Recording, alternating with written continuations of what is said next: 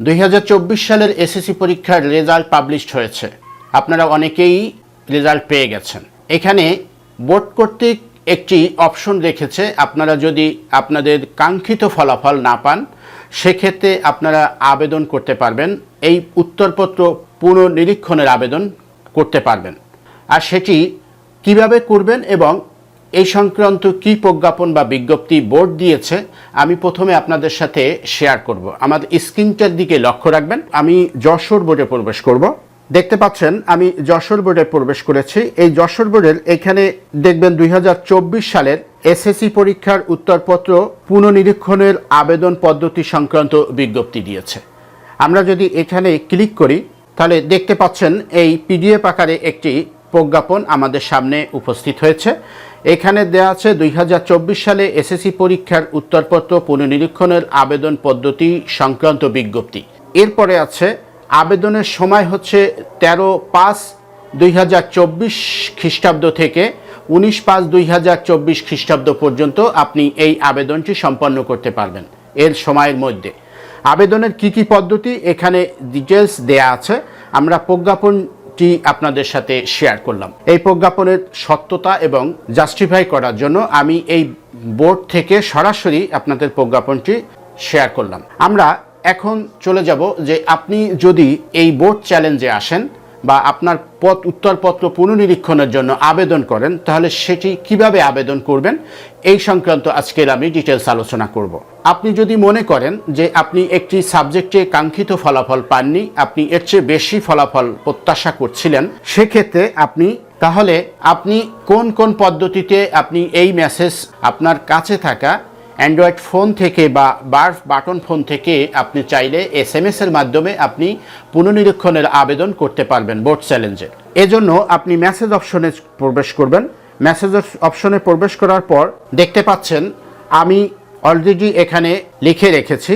আপনার আবেদনের জন্য লিখতে হবে RSC, এরপরে বোর্ডের নাম, এরপরে লিখবেন হচ্ছে রোল নাম্বার, এরপরে লিখবেন হচ্ছে আপনার কাঙ্ক্ষিত সাবজেক্ট কোড। এই কাঙ্ক্ষিত সাবজেক্ট কোডটি আপনি এইখানের বাম পাশের এই অপশন থেকে আপনি নিয়ে নেবেন। সাবজেক্ট কোডগুলো আপনার মার্কশিটের বাম পাশের সাবজেক্ট কোডগুলো নিয়ে এখান থেকে যেই সাবজেক্ট কোডে আপনি চ্যালেঞ্জ করবেন সেই কোডটি এখানে স্থাপন করবেন। এভাবে স্থাপন করার পর আপনি এখানে মেসেজ লেখার পর আপনি এটিকে সেন্ড করে দেবেন 16222-তে। 16222-তে এই মেসেজটি সেন্ড করার পর আপনাকে একটি ফিরতি মেসেজ বা রিপ্লাই মেসেজ দিবে SMS থেকে। অবশ্যই এই কাজগুলো সম্পন্ন করতে হবে আপনাকে টেলিটকের মাধ্যমে। টেলিটকের মাধ্যমে এই কাজটি সম্পন্ন করার জন্য আপনার এই বোর্ড চ্যালেঞ্জের জন্য প্রতি সাবজেক্টে আপনাকে 150 টাকা ফি নির্ধারণ করা হয়েছে।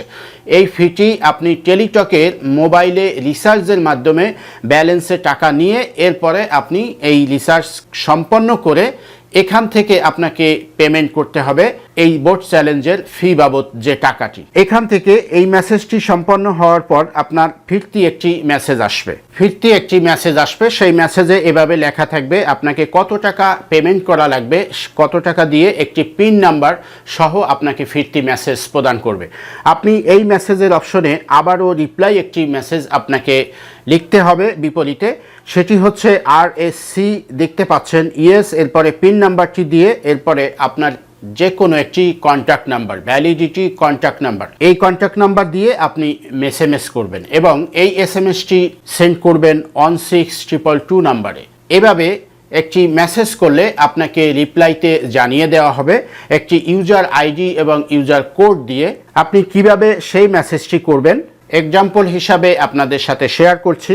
একটি মেসেজ লিখতে হবে, এখান থেকে আবারও লিখবেন RSC, এরপরে স্পেস দিয়ে ইয়েস লিখবেন, এরপরে স্পেস দিয়ে পিন নাম্বারটি লিখবেন যে পিন নাম্বারটি পূর্বের মেসেজে প্রদান করেছেন, এরপরে আপনার কাঙ্ক্ষিত একটি মোবাইল নাম্বার লিখবেন। মোবাইল নাম্বার দেওয়ার পর যেই মোবাইল নাম্বারটিতে পরবর্তীতে সকল কার্যক্রম আপনাকে কিন্তু SMS এর মাধ্যমে জানিয়ে দেওয়া হবে।